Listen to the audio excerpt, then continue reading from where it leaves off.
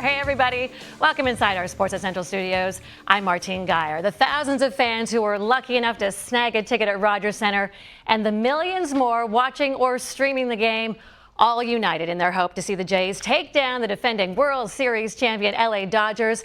Many of them weren't around the last time the Jays were in the Fall Classic. In fact, only 6 players on the team were even alive in 1993. And none of them will ever forget what happened on Friday night. Yes, for the first time in 32 years, the World Series returning to Toronto. The Blue Jays won their previous 2 appearances, while the defending champion Dodgers come in with 8 titles. Hey, Bo Bichette back for the Fall Classic, playing for the first time since September 6th due to that left knee sprain.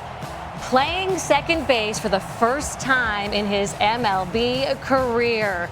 Nice moment to have here is Cito Gaston, who led Toronto to back-to-back World Series titles at 92 and 93, throwing out the first pitch. Trey Yesavage, the second youngest Game 1 starting pitcher ever at just 22 years, 88 days, the youngest to play in this World Series, and the first batter he faces. Yeah, no problem. Shohei Ohtani leading off, and Yesavage strikes him out. Trey's dad's reaction? Priceless. Yesavage would retire the first 3 in order. Head to the bottom half after a 2-out walk to Vladimir Guerrero Jr. Bichette batting cleanup. And with a 3-0 count, Bichette delivers a base hit the other way. Vladdy will advance to third on the single, putting runners on the corners with 2 out. Bases now loaded. Dalton Varsho with the dish. But Blake Snell gets him to fly out to end the inning. Snell throwing 29 pitches in that first inning alone. Top of the second, 2 on for Kike Hernandez, who will line it into center. It's former Blue Jay Teoscar Hernandez scoring to put the Dodgers on the board first. Bases now loaded, 2 out. Yesavage will get Ohtani to ground out to Guerrero to escape the jam. Head to the bottom of the second. Man on. George Springer will ground it to Freddie Freeman, who tosses it to Snell. Springer beats it out. But Ernie Clement will get thrown out trying to go to third, and that will end the inning. All right, top of the third after issuing back-to-back walks. Will Smith knocking it through the right side for an RBI single. Well, Freeman, he's going to get caught in a rundown, but it's now 2-0 for the Dodgers. Next batter.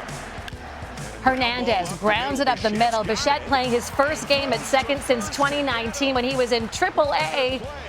Fires to first to get him. Yesavage keeping his composure, picking up back-to-back strikeouts. He would punch out 5 batters in total. He goes 4 innings, allowing 2 runs on 4 hits. Head to the bottom of the fourth after an Alejandro Kirk single. Varsho, another chance to do damage. And he hits a ball hard to center field. It is going. It is gone!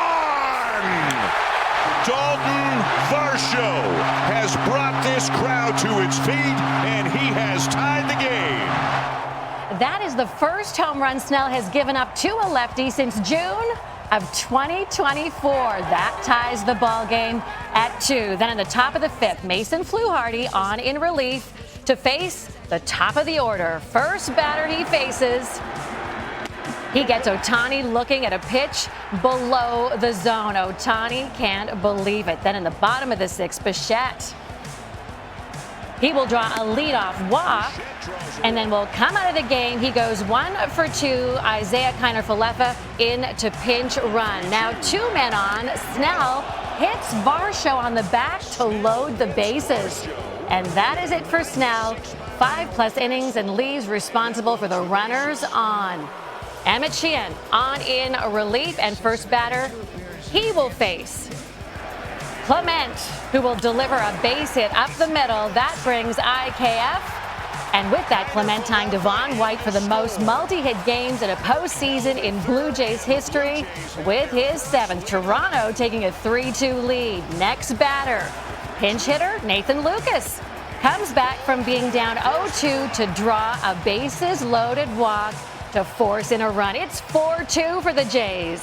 Very next batter, Andres Jimenez lines it to the outfield. Varsho scores on the single.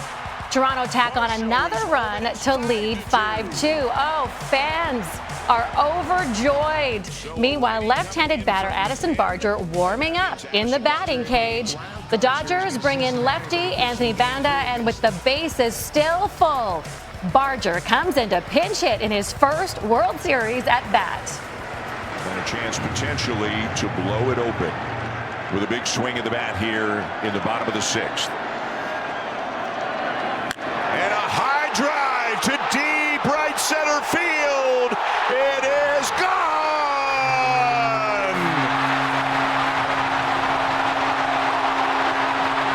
Addison Barger does indeed blow it open with a pinch hit grand slam. Fans at Rogers Center in a frenzy. Barger hitting the first ever pinch hit grand slam in World Series history. It is 9-2 Blue Jays. 3 batters later, man on, and Kirk also goes yard for a 2-run shot. A 9-run inning.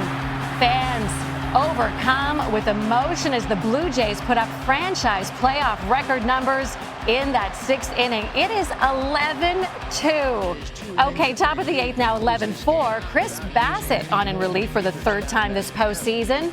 And with 1 out, Bassett will get back-to-back strikeouts on Max Muncy and Hernandez. The Jays pitchers combining for 13 strikeouts as the underdog Blue Jays stun the Dodgers with an emphatic Game 1 victory. They take it 11-4 and now have a 1-0 series lead.